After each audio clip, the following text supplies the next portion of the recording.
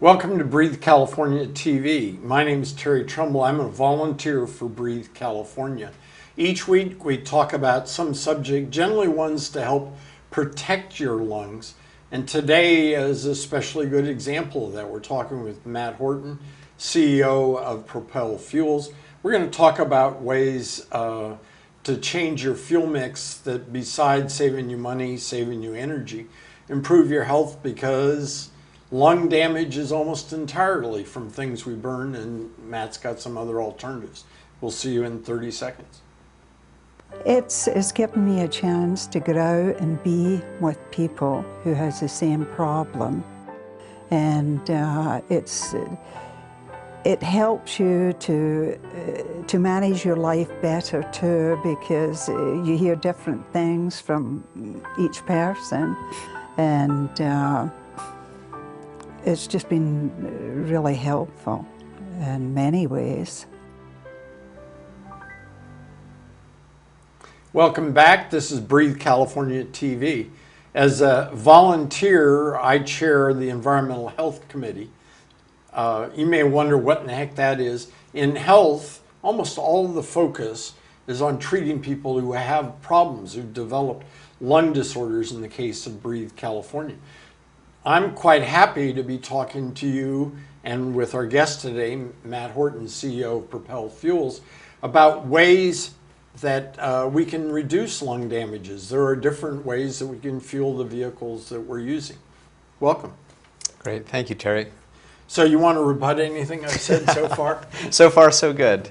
Doing quite well. Well, this is very logical for Breathe California. We help, just in this South Bay area, 150,000 people each year with breathing difficulties, and to talk about solutions that both give us healthy air, reduce our climate change emissions, and save us energy is pretty spectacular. So what does Propel do? Well, Propel is in the business of actually connecting consumers with alternative fuels. As you may know, there are many alternative fuel capable vehicles in the United States today. In fact, almost 20 million that are on the roads, but most of them don't have anywhere to fill up with the alternative fuels. It's really tough to find them. So our business is actually building fueling stations where people can, everyday consumers can drive up and find new fuels choices beyond just gasoline and diesel. So what type of fuels are you offering at these stations? Is there a range of things, or which specific fuels? Yeah, there are a couple of different fuels that we sell today, and an important thing about our business is we're really open to all of the alternative fuels that are out there, but today most of the vehicles that can run alternative fuels can run two types of fuels. The first is a product called E85 or flex fuel, and that's a high blend ethanol product. It's 85% ethanol, which is a renewable fuel, and 15% gasoline. The other primary product we sell is a biodiesel product, and the biodiesel blend that we typically sell is about 20% biodiesel, 80% conventional diesel, and those are the most common alternative fuels that are sold in the United States today. So hydrogen, electric, are those feasible for you to do at your new stations? Yeah, we're very excited about the promise of those sort of future fuels, whether it's electricity for EV charging, or hydrogen, or compressed natural gas, or others. The reality in today's market is the number of vehicles that can use those fuels is still quite small. So while we're very excited about the promise of it, and we'll be beginning to participate in demonstrations of those technologies, for the most part, that market's still just getting off the ground. But we're looking forward to bringing those fuels to consumers in the near future. It seems to me we've sold a lot of E85 vehicles that people don't know much that they even own them. Yeah, that's a great observation. In fact, that's something that we've really found, is that many people, generally speaking, most people don't even know what a flex fuel vehicle is. They've never heard about it from the automakers. There hasn't been much education about it, and that's a big part of Propel's job, is to help educate people about those vehicles. Many people drive a flex fuel vehicle and don't even know it, because a lot of the vehicles don't carry that little badge on the back. Yeah. The automakers recently have been doing a better job of messaging that, putting the badges on the cars, yellow gas caps that say can use E85, but generally speaking, awareness is still very low, and we're working very hard every day to try to overcome that. On the biodiesel side, it's something else. There's another barrier there where any diesel vehicle pretty much can use our fuels. And there are a lot of drivers that don't think their diesel vehicle can use biodiesel. And at the blend levels that we use, it's very safe for any diesel vehicle. So expand a little bit about this. You know, there's so much greenwashing and green advertising to plug products, whether they're green or not. How come the car manufacturers haven't been telling us about something you would think would be a big marketing advantage? Yeah, it's a great question. I think we all saw a number of years ago, General Motors did a big push to educate people about flex fuel vehicles for a very short period of time. They had this Live Green, Go Yellow campaign. And actually I talked to some folks over there, and they said that the campaign wasn't as successful as they'd hoped, not because they didn't reach a lot of people. They did Super Bowl ads and spent quite a bit of money on it, but the challenge that they found was there weren't any places for people to fill up. So they could teach people about E85, but it didn't help. Do you think Propel might go into that area? Well, well, that's certainly what we're in the business to do. We're approaching it from the opposite direction. We're going to put the infrastructure out there first, as we've been doing, and we've now got about 40 locations, most of those in California, where we deliver these fuels. But we're building the infrastructure first, and then doing very targeted messaging and education to the consumers who have those vehicles today and that can use those fuels if they're convenient to them. So to be perhaps more cynical than you are, Yeah. I'd always heard that if you use E85, you got a benefit on the average standards that you had to meet when you sold cars. In other words, you could not have to have as high an average miles per gallon. Yeah. And that was an incentive, and so a lot of companies didn't much care as long as they were meeting the national standards. Yeah, that's exactly right. And I think that's a big part of the reason why many of the flex fuel vehicles that were first produced didn't have any messaging on them, because the consumer didn't care, really, and the car companies were principally doing it because they did get some what they call CAFE credits, exactly as you mentioned, some credits toward their mileage standards across their fleet. And I think that was where they really started with it. But over the last few years, consumers have been becoming more aware. The dealerships have started to do a better job of educating people about what the flex fuel option means. So I think we're seeing them do a better job and doing it for reasons beyond just some government credits that they're getting. Important to recognize those benefits will phase out over time, but the automakers in the United States are still very committed to building more and more flex fuel vehicles. In fact, two of the three large domestic automakers are already producing more than 50% of their vehicle models as flex fuel. And there are somewhere in the neighborhood of 75 different vehicle models that people can choose from that can use the flex fuel product. Well, you're making a pretty good argument then for if you're, I've got a daughter who's driving a 93 Geo. Seems to me that there's some significant advantage to her to get into the market now, just in terms of miles per gallon. She bought a comparable kind of vehicle. And it might go away, it sounds like.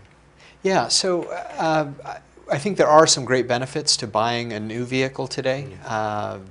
The efficiency gains that the automakers have made has been very impressive. As an example, we've talked a bit about the flex fuel vehicle base, but if we shift over and talk about the diesels, and there are some incredible new clean diesels out there. I drive a Volkswagen TDI, and it's very, very high efficiency, so I get great mileage, miles per gallon, but I also can use biodiesel in that car, and so I get that sort of double benefit. I don't use much fuel to begin with. The fuel that I do use has a lot less petroleum in it. Well, you've highlighted the major thing. I mean, obviously, we want everybody to do as little drive and use mass transit, bike, walk as alternatives, but we want them using your fuel, the vehicles that you serve, as an alternative to high emission, low mileage cars. Yeah, we're probably a funny company. We're probably one of the few fuel companies out there where a number of our team members ride their bikes to work or take public transit. So we're very supportive of all sorts of different kinds of ways of getting around. As a company, we really believe in this concept of clean mobility. And that takes a lot of forms. As you mentioned, people are ride sharing, they're riding their bikes, they're taking public transit. We think those are all great things. And part of the reason that we got into this business was we recognized that transportation is changing. People still want to be mobile, they still want to be able to get around to the important things in their lives. But for most of us, we're conflicted because we know the damage that our gasoline-powered cars cause.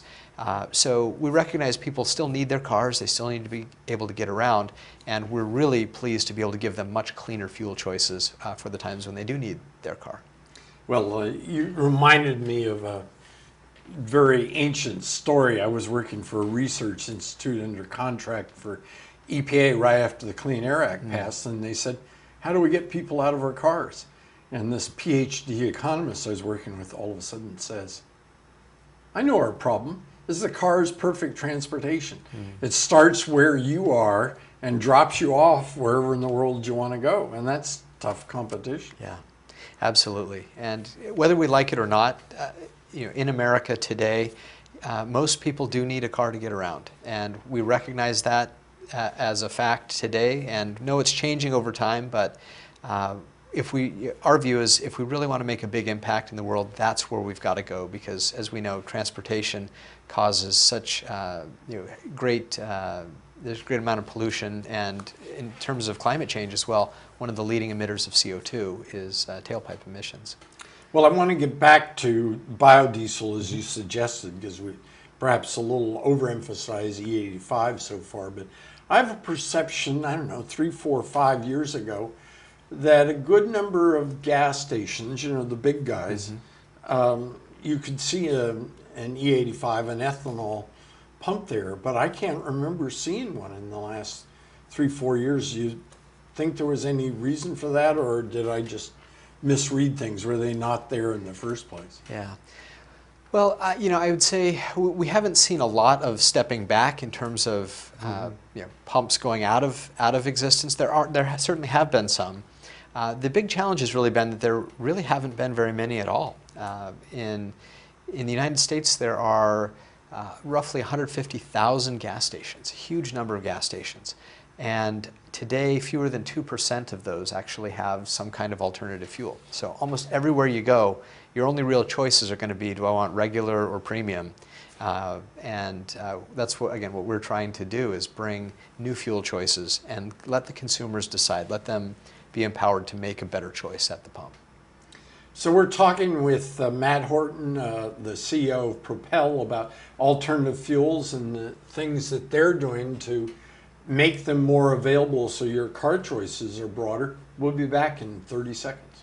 What it feels like to have an asthma attack is, well, you can't breathe and you can't tell anybody that you're having an asthma attack because you can hardly talk. You can maybe say 1 or 2 words, but you can't say much else. Breathe California has helped me come in contact with more asthmatics and more people who have the same case as I do. It's important to me because I don't feel like I'm alone in the fight against asthma.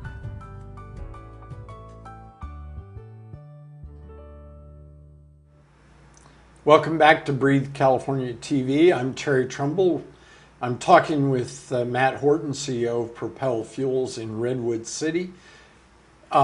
So we've kind of neglected, I don't want to say you, but me, diesel fuel a little bit. So I've got a friend who's been driving a diesel Mercedes since 1966 or something. Sure. And I bet that he's never even considered going to anything other than conventional diesel.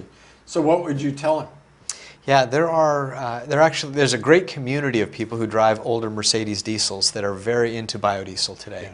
Yeah. For a vehicle that's that old, sort of a classic, you would probably want to speak with the mechanic about some of the parts in your vehicle and how well they could run biodiesel. In particular, very high blends like a 99% biodiesel, like some people like to do, to make sure that it's compatible. But we use a lower blend of biodiesel that's much better in a very broad variety of diesel vehicles. But that Mercedes turbo diesel is a very popular vehicle for biodiesel users. Well, expand on that a little bit. What age of a diesel would you say absolutely no problem to the extent that you can without your lawyers yelling at you? Sure. Yeah, I think you know, from the sort of 1990s forward, you know, more modern diesels, you should be fine. Again, if you're really in a pre-1990s diesel vehicle, probably something you'd want to have somebody that's knowledgeable about it take a look at.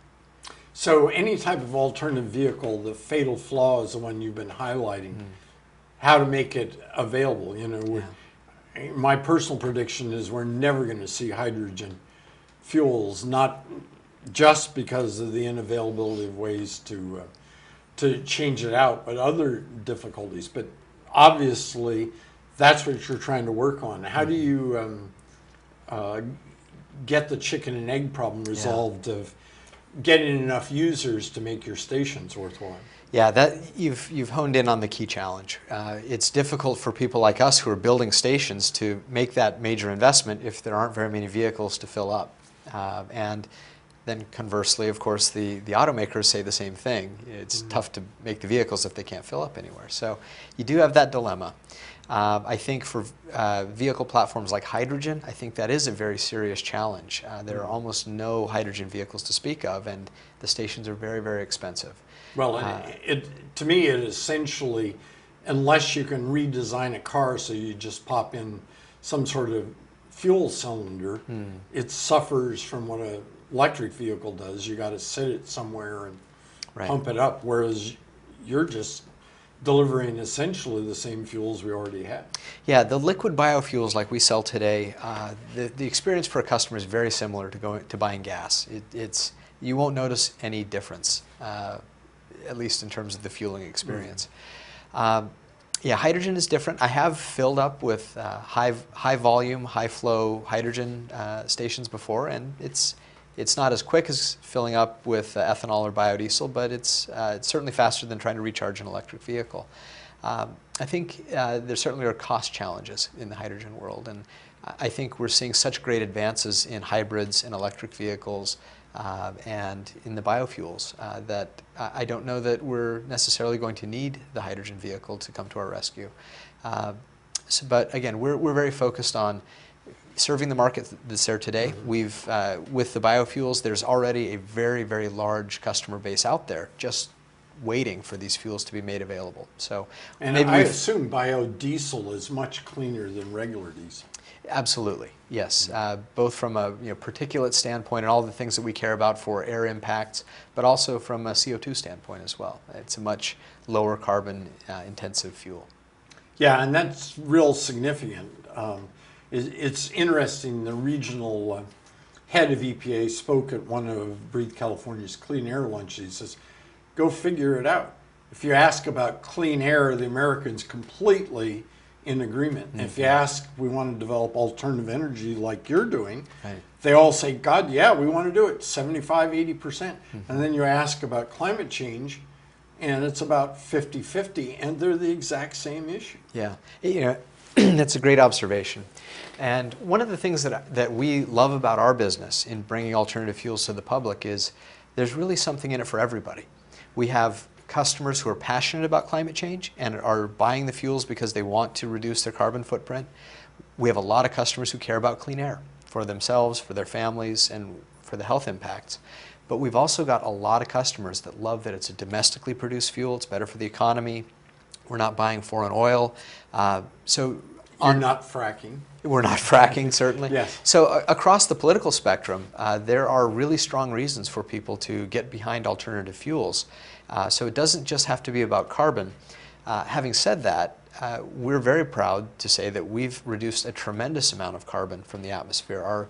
Our customer base, taken as a whole, has eliminated roughly 100 million pounds of CO2 over the last few years. And a great example, with our stations, we go in and take over an existing gas station. One of our first ones that we did that was in Fullerton, California. And it previously was an old, kind of ugly Valero station. We came in, refurbished it. It's a beautiful site now, offering alternative fuels, offering carbon offsets at the pump for gasoline customers. And that station, in its first year of operations, eliminated about 5 million pounds of CO2 from the atmosphere. So it surprises a lot of people to know that a gas station can actually be a pretty effective carbon sink. So, you know, the problem with talking to you is every question you ask leads me to another half hour's worth of questions. Sure. But the one that really leaped out was offsets. You know, so I drive in my 1995 diesel car. What in the heck are offsets, and why do I care about it? Yeah, great. So we recognize as a company that not everybody today has an alternative fuels capable vehicle, and we hope all of our customers will, with their next vehicle purchase, get something that can use our alternative fuels. But even our gasoline customers that they want to make a difference. They want to be able to do something better.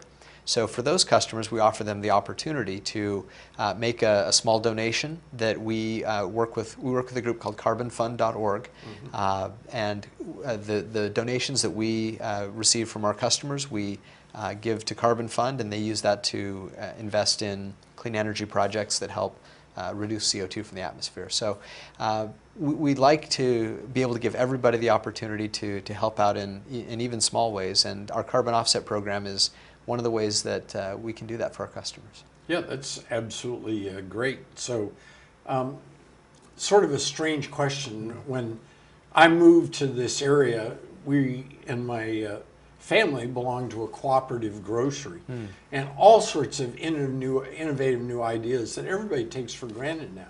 Yeah. And the problem for the chain, it was a 7-store, the people buying products owned this store, is all the big guys like Safeway copied everything and they lost their competitive advantage. So what's the risk for you here? Right now, the oil companies seem pretty slow to recognize changes in their markets. Is that a risk that you're worried about? Yeah, certainly we're always watching to see what other companies in the space are looking to do.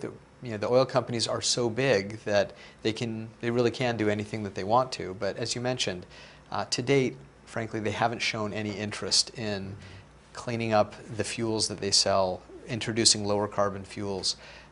So we don't see that as a near-term threat.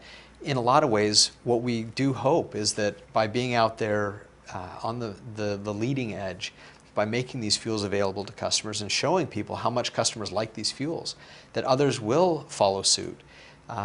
We need a massive change in this country on the scale that really only those kind of energy companies can deliver. And in some regards, it would be one of the best outcomes possible for us looking 20, 30 years down the road, would be that all of the companies in the fueling business would be selling alternative fuels. And we think we can certainly make a lot of money while we're bringing these products to market, and do hope that people will take notice and do the same. So the feedstock that you're using is also significant. Talk a little bit about your supply chain. Where are you getting your biodiesel and ethanol from, and what's the feedstock for that? Great. So one of the things that we really like about our business is we invest in the infrastructure, and that infrastructure can deliver any product that is compatible with the cars effectively. And so as an example, you talked about our biodiesel product. Today, most of our product is recycled vegetable oil, which is one of the lowest carbon, most sustainable products out on the market. And we can deliver that product today through our station network. We'll also be able to deliver the products of the future as new feedstocks develop. A good example of that was last fall. We partnered with a company called Solazyme, that's also a Bay Area company, that creates algae oils, and use that oil to create a biodiesel product that was made from algae. We had a 1-month trial period with them, and we introduced our customers to an algae-based biodiesel. It was the first time anybody in the world had ever sold algae-based biofuels at retail. And so we think that that's what the future is going to look like, is better and more sustainable feedstocks. and we're going to be in position to bring those to our customers. So on the biodiesel side, it's a pretty sustainable product today, but lots of good opportunities in the future. And I just have got to inject everything I've heard about biodiesel. It greatly reduces the big problems with diesel. Right now, Yes.